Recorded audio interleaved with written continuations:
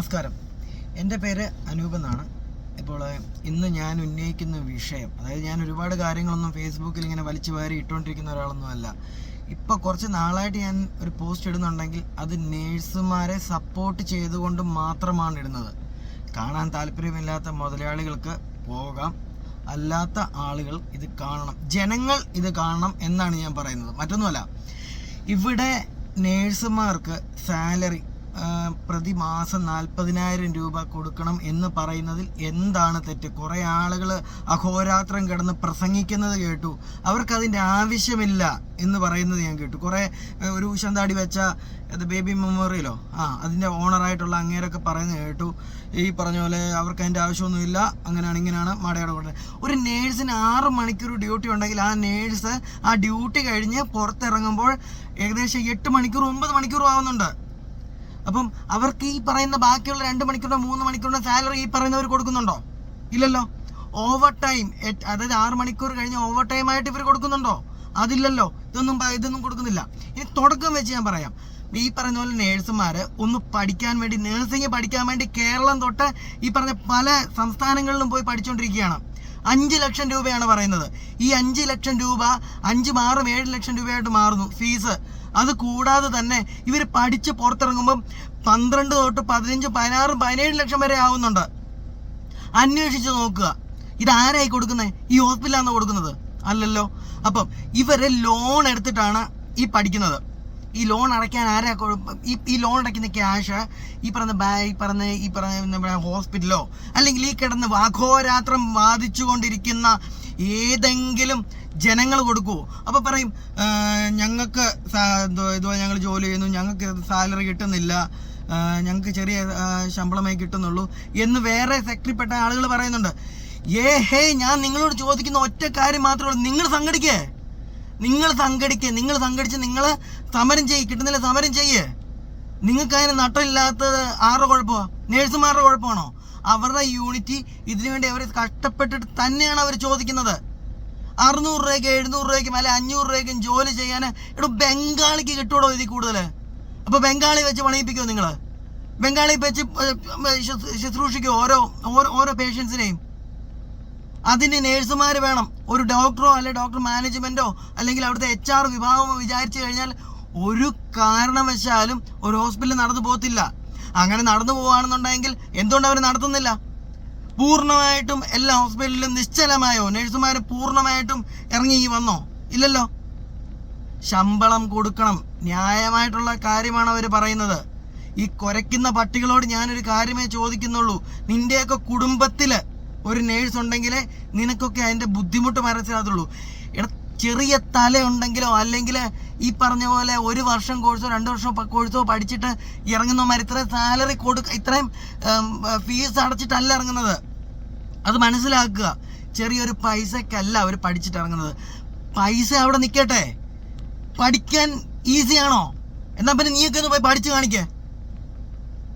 ആണത്തുള്ളവനാണെങ്കിൽ പോയി ഒന്ന് പഠിച്ച് കാണിക്കേ.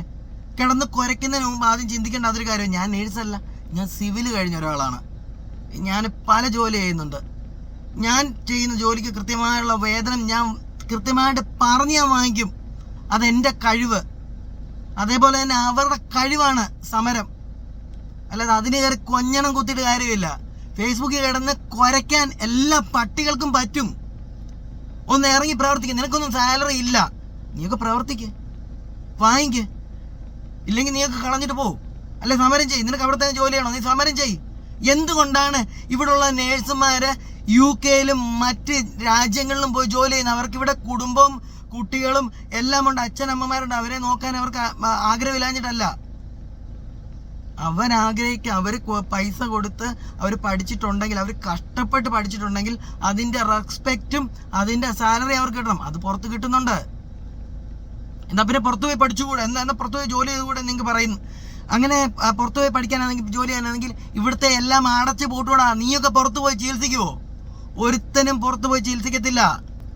ഇവിടുത്തെ സർക്കാർ അല്ലെങ്കിൽ ഞാൻ ഏതൊരു പ്രസ്ഥാനത്തെയും എടുത്തുപൊക്കി കാണിച്ച് നിങ്ങൾ ഭയങ്കര സംഭവമാണെന്ന് ഞാൻ പറയുന്നില്ല. ഇവിടുത്തെ കൊടികെട്ടിയ കാറുകളിൽ പോകുന്ന നേതാക്കന്മാർക്ക് പല രാജ്യങ്ങളിൽ പോയി ചികിത്സിക്കാനുള്ള ഫണ്ട് നീയും ഞാനും അടക്കുന്ന ആൾക്കാരെ അവരുടെ ഖജനാവിൻ്റെ അടുത്ത് കൊടുക്കുന്നുണ്ട്. നിന്റെയൊക്കെ ഖജനാവ് നിന്റെയൊക്കെ പോക്കറ്റാ, അവിടുന്ന് എടുത്ത് കൊടുക്കുന്നുണ്ട്. അവരങ്ങനെ പോകുന്നുണ്ട്. എന്താ ആരും ഇടപെടാത്ത? എന്താ ഏറെക്കുറെ കുറച്ച് പേരെങ്ങാണ്ട് ഇടപെട്ടു, എന്നിട്ട് പോയി. ബിഗ് TV എന്ന് പറയുന്ന ഒരു ചാനൽ ഉള്ളത് കൊണ്ട് നേഴ്സുമാർ ഇപ്പം സമരം ചെയ്യുന്നു എന്ന് അറിയാനും പറ്റുന്നുണ്ട്. അല്ലാതെ ആരാടാ ഇത്ര വലിയ സംഭവമായിട്ട് കാണിക്കുന്നത്? എല്ലാവരും ഇപ്പോൾ കാണിക്കുന്നുണ്ടല്ലോ, ഇപ്പം ചെയ്ത് കളഞ്ഞു, അങ്ങനെ ചെയ്തു, ഇങ്ങനെ ചെയ്തു. നേഴ്സുമാരുടെ കൂടെ നിൽക്കേ. നിനക്കൊക്കെ ഒരു വയറിളക്കം വന്ന് നീയൊക്കെ ആശുപത്രി പോയാൽ പോലും നിന്റെയൊക്കെ അപ്പി കോരുന്നത് നിന്റെ ഒന്നും തന്തയും തള്ളയുമല്ല. ആദ്യം അത് മനസ്സിലാക്കുക. നിന്റെയൊക്കെ അപ്പി കോരുന്ന പോലും ഈ നേഴ്സുമാരാ. നീയൊക്കെ ചാവാറായി കിടക്കുമ്പോൾ നിന്റെയൊക്കെ ബ്ലഡ് തുടച്ച് നിന്നെയൊക്കെ കൃത്യമായിട്ട് ശുശ്രൂഷിക്കുന്നത് ഈ പറയുന്ന നേഴ്സുമാരാ. നീയൊക്കെ അറ്റാക്ക് വന്ന് നിന്റെയൊക്കെ തന്ത അറ്റാക്ക് വന്ന് കിടക്കുമ്പോഴും ഇവരെ ശുശ്രൂഷിക്കുന്ന നേഴ്സുമാരാ. ഒരു ML മരുന്ന് മാറിപ്പോയി കഴിഞ്ഞാൽ തൊലഞ്ഞു പോടാ നീയൊക്കെ. അതുകൊണ്ട് ഈ നേഴ്സുമാരെ സപ്പോർട്ട് ചെയ്യും. അത് ആർക്കും ഒരു നഷ്ടം ഉണ്ടാകത്തില്ല. ഹോസ്പിറ്റൽ മാനേജ്മെൻറ്റുകൾ അല്ല, നിങ്ങളൊരു കാര്യം ചെയ്യും, സപ്പോർട്ട് ചെയ്യണ്ട, ഒരു നേഴ്സിനെ സപ്പോർട്ട് ചെയ്യണ്ട.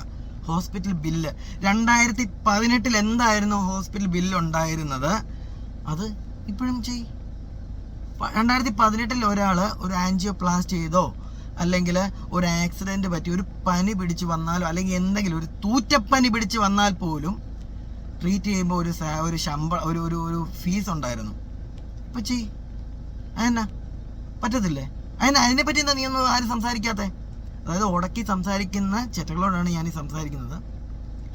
ആ സമയത്ത് എന്തായിരുന്നു ഹോസ്പിറ്റലിൻ്റെ ബില്ല്, അതായിരിക്കണം ഇപ്പോഴും അവർ വാങ്ങിക്കുന്നത്. പറ്റുമോ? സർക്കാർ ഏർപ്പാടാക്കിയേക്കുന്ന എമൗണ്ട് ജനങ്ങളിൽ നിന്നും വാങ്ങിക്കേ? പറ്റുമോ? പറ്റത്തില്ലല്ലോ. അപ്പം അതൊന്നും പറ്റത്തില്ല. പക്ഷെ കുരയ്ക്കണം, പട്ടി കുരയ്ക്കുന്ന പോലെ കുരയ്ക്കണം. പട്ടി എന്ന് പറയാൻ പറ്റത്തില്ല, പട്ടി ഇതിനേക്കാൾ കൊള്ളാവുന്ന ജീവിയാണ്. ചില മനുഷ്യന്മാരുടെ കാര്യമാണ് പറഞ്ഞത്. അപ്പം ദയവ് ചെയ്ത് ഇവരെ സപ്പോർട്ട് ചെയ്യും. നാളെ നീയൊക്കെ ഒന്നും പറ്റാതെ ആശുപത്രി വന്ന് കിടക്കുമ്പം നിന്നെയൊക്കെ ഒരു മടിയും കൂടാതെ നോക്കേണ്ടത് ഈ നേഴ്സുമാരടാ. ഡോക്ടർമാർ വന്ന് നിന്നെയൊക്കെ ഒന്ന് ചെയ്യേണ്ട കാര്യങ്ങളായിട്ട് അവർ പോകും. എടാ, നീ ഇന്ന് വരെ ഏതെങ്കിലും ഹോസ്പിറ്റലിൻ്റെ മുതലാളിമാർ വന്നിട്ട് ഉണ്ടാക്കി കണ്ടിട്ടുണ്ടോ നീ ആരെങ്കിലും? ഇല്ലല്ലോ. അവർ വൻപിച്ച തുക വാങ്ങിക്കും. ഇനി ചാറ്റ് ചെയ്യുന്നെങ്കിൽ പോലും നേഴ്സുമാർ സഹായിക്കണോ? അതിൻ്റെ കാര്യമൊന്നുമില്ല. സ്വന്തം കുടുംബത്തിലെ കഞ്ഞി വേവിച്ചിട്ട് വേണം മറ്റുള്ളവന് തിന്നാൻ കൊടുക്കാൻ. മനസ്സിലായോ? അങ്ങനെ തന്നെയാണ് വേണ്ടത്. ഇവിടെ പണ്ടത്തെ സാധനങ്ങളുടെ വിലയല്ല ഒന്നിനും, ഒരു സാധനത്തിനും. നീയൊക്കെ ഇട്ടിരിക്കുന്ന ഷഡ്ഡിയുടെ വില പോലും ഒരുപാട് മാറി ഇടുന്നുണ്ടെങ്കിൽ അപ്പോൾ അതൊക്കെ ചിന്തിച്ചിട്ട് അവരെ സപ്പോർട്ട് ചെയ്യും. എനിക്കെത്ര പറയാനുള്ളൂ. ഞാൻ മരണം വരെ നേഴ്സുമാരുടെ കൂടെയാണ്, ഞാനും എൻ്റെ ഫാമിലിയും. കാര്യം എൻ്റെ കുടുംബത്തിലുണ്ട് നേഴ്സുമാർ. അവരുടെ കഷ്ടപ്പാട് എന്താണെന്ന് അറിയാവുന്നത് കൊണ്ട് തന്നെയാണ് പറയുന്നത്. രോഗികളെ ബുദ്ധിമുട്ടിക്കേണ്ട എന്ന് ഇതൂടെ രോഗികളെ ബുദ്ധിമുട്ടാവുന്നു എന്ന് പറയുന്നു. എടാ, ഈ നേഴ്സുമാരുടെ വീട്ടിലെ അരി വേവിക്കാതെ വേണോ രോഗികളുടെ അസുഖങ്ങൾ മാറ്റാന്? എന്നാ മാനേജ്മെൻറ്റിനോട് പറ, സഹകരിക്കാൻ പറ. അപ്പോൾ ബുദ്ധിമുട്ട് മാറുമല്ലോ, കുഴപ്പമില്ല. പിന്നെ ചെറിയ ഹോസ്പിറ്റലുകളിൽ എങ്ങനെ 40,000 രൂപ കൊടുക്കുന്നത്? വലിയ ഹോസ്പിറ്റലാണെങ്കിൽ പറ്റും. അതിനുള്ള ആൾക്കാർ, അതിനുള്ള നേഴ്സുമാരേ ഉള്ളൂ അവിടെ. ചെറിയ ഹോസ്പിറ്റലിൽ അതിനുള്ള നേഴ്സുമാരേ ഉള്ളൂ. അവർക്കും കൊടുക്കണം. അവരെന്താ മനുഷ്യരല്ലേ? കൊള്ളാമല്ലോ. ആശാൻ അടുപ്പിലും ആകാമോ? നമുക്കും ആകാം. അപ്പം കളത്തി കാണാം. ശരി.